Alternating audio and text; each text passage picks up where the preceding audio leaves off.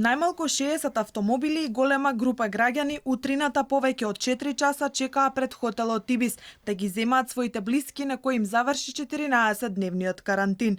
Од Институтот за јавно здравје доцнеа, иако им ветиле во петокот дека навреме ќе стигнат за да ги отпуштат од 14-дневниот карантин. Револтирани беа граѓаните во хотелот, но и нивните роднини, кои надвор ги чекаа со часови. Лути, особено затоа што во карантинот има и деца, кои гладни и нетрпеливи чекаат да бидат испишани.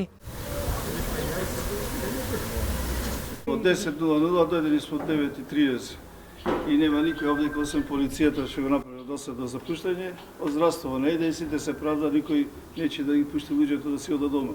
Информирани се од пред 3 дена. И МВР, и јавно здравје. Сега се јавивме на епидемиолог, ни рече дека луѓето можат да си одат, некои од МВР се слушнале со него.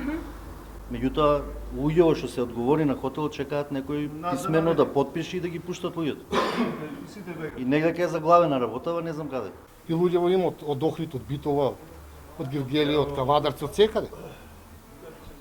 А сите викаме да не се групираме, да не она. Тука народот сакал, не сакал се групира, револтира.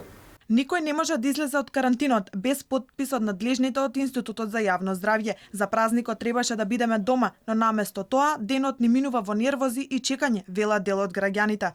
Од хотелот вие тука се понашат коректно, од нивна страна, значи се е средено уште околу 10 часов, сега од јавно здравје уште од петкот се информирали дека треба да дојдат во 10 часов, никаде ги нема уште. Тоалет пред хотел, чекат 50-40 коли, од 10 саат не чекат и не се изреволтирани, така да ја не знам два држава што држава е. Над 3000 македонски граѓани досега се вратени во земјава од повеќе од 13 земји во Европа и светот. Сите при пристигнувањето потпишуваат изјава дека ќе поминат 14 дена во задолжителниот државен карантин.